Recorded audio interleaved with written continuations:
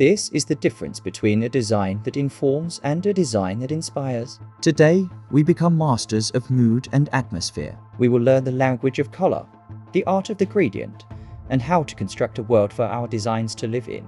And we're going to do it by finally unlocking the complete, professional, non-destructive workflow I have been promising. Today, we conquer the holy trinity of Photoshop mastery: fill layers, smart objects, and layer masks. After this episode, you will never use Photoshop the same way again. Let's build our stage. Part 1. The language of color picker, palettes and swatches. Every great design starts with a great color palette. Let's learn to speak the language of color. Your primary color tools are the two overlapping squares at the bottom of your toolbar, the foreground and background colors. Double-click the top square to open the color picker. This is your command center for color. The long vertical bar controls the hue, which is the pure color. The large square controls the saturation, how rich the color is, and the brightness, how light or dark it is.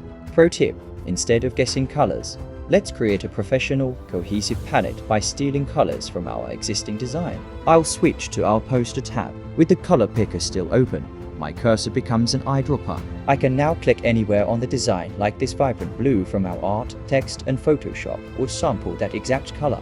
At the bottom, you'll see the hex code, a 6-digit code used by web designers. This is the universal name for that specific color. Let's copy it. Now, how do we save this for later? We use the Swatches panel. Go to Windows Swatches. With our new blue color selected, we can just click that plus icon at the bottom of the Swatches panel to add it to our personal library. Let's do this a few more times. Grabbing the purple from the background and the cyan from our HUD elements to build a branded Creative Fusion palette.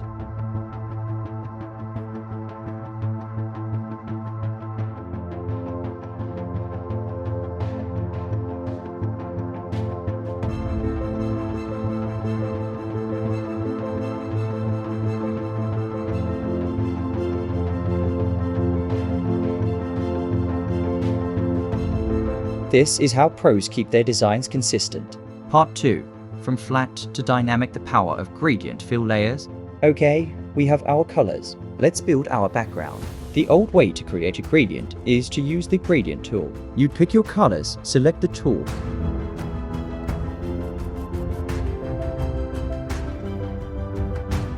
and drag it across your canvas. And it looks okay, but it's destructive. The pixels are now permanently baked onto that layer. If you want to change the angle or swap a color, you have to undo and start over. This is inefficient. We can do better. Let's use the professional, non-destructive method. At the bottom of the Layers panel, click the half moon icon, which is the Create New Fill or Adjustment Layer button. From this menu, select Gradient. This creates a gradient fill layer. It doesn't use the gradient tool at all. It generates a live, fully editable gradient controlled by this dialog box. The best part, you can reopen this box and change anything at any time. Click on the gradient bar itself to open the gradient editor. This is where the magic happens. The bottom squares are your color stops. Double-click one to change its color. Let's use the colors we saved in our swatches. You can click below the bar to add more color stops, creating a rich, multicolor blend. The top squares are opacity stops, which let you make parts of your gradient fade to transparent.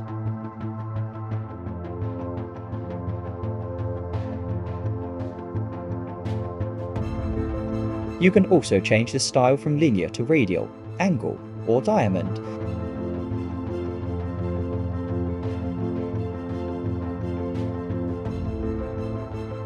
And adjust the angle and scale live on your canvas. This is the power of non-destructive workflow. Let's create a beautiful, deep blue to purple radial gradient as our base.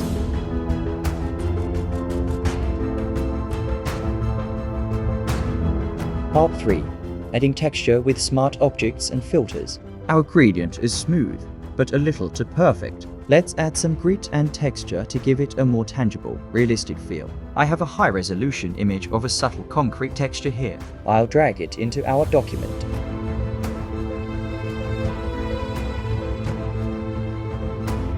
Now, before we do anything to this texture, we're going to protect it. Right-click on the texture layer and choose Convert to Smart Object. A smart object is like a secure container for your layer. It preserves the original image data, which allows us to apply filters and transformations non-destructively. Let me show you. With the smart object selected, let's go to Filter Blur Gaussian Blur. We'll add a slight blur to soften the texture.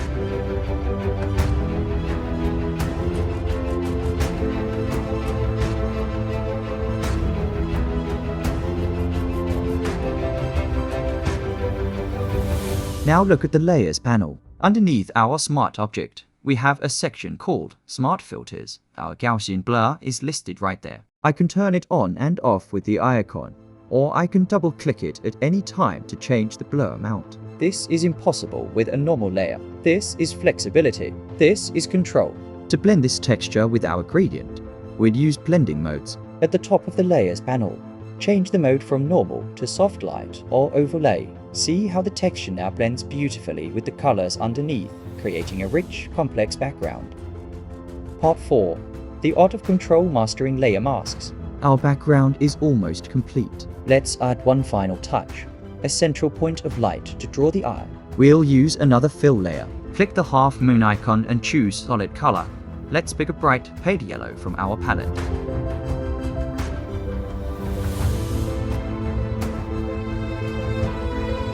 Obviously, we don't want to cover our entire background. We only want to reveal a small, soft part of this yellow layer. We will do this with the most powerful tool in Photoshop, the layer mask. Look at our yellow fill layer. That white rectangle next to the thumbnail is the layer mask. The rule is simple and absolute. On a mask, white reveals the layer, and black conceals the layer. Right now, the mask is all white, so the entire yellow layer is being revealed. Let's select the mask by clicking on its thumbnail. Now, press Ctrl+I on Windows or Command+I on Mac to invert the mask to black. The yellow layer is still there.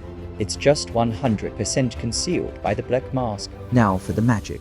Select the Brush tool B. Choose a large, very soft brush show hardness and set its color to white.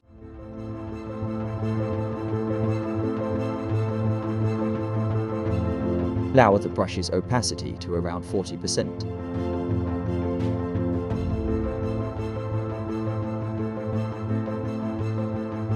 Now, making sure you are still painting on the mask and not the layer itself, click once in the center of your canvas. Click again to make it brighter. We are not painting yellow. We are painting white onto the mask to reveal the yellow that's already there. If you make a mistake, simply switch your brush color to black and paint it back out. This is the art of sculpting with light and shadow, and it gives you ultimate editable control.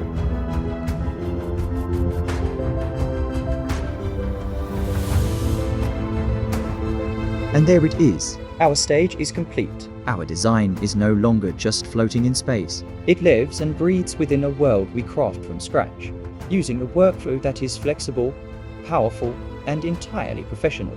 Let's recap the pro workflow you just conquered. 1. You organized your color palette with the color picker and swatches. 2. You created a living, editable foundation with gradient fill layers. 3. You protected your assets and applied editable filters with smart objects. And 4. You achieved ultimate control over visibility with layer masks.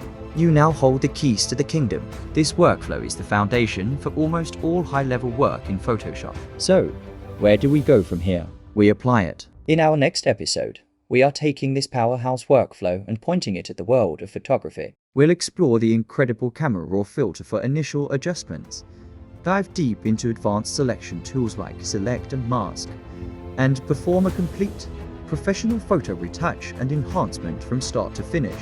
If this episode gave you that aha moment and finally made the professional workflow click, please honor that with a like, and make sure you are subscribed, because the projects are only going to get more exciting. Leave a comment below, and tell me one thing you plan to design using these new skills.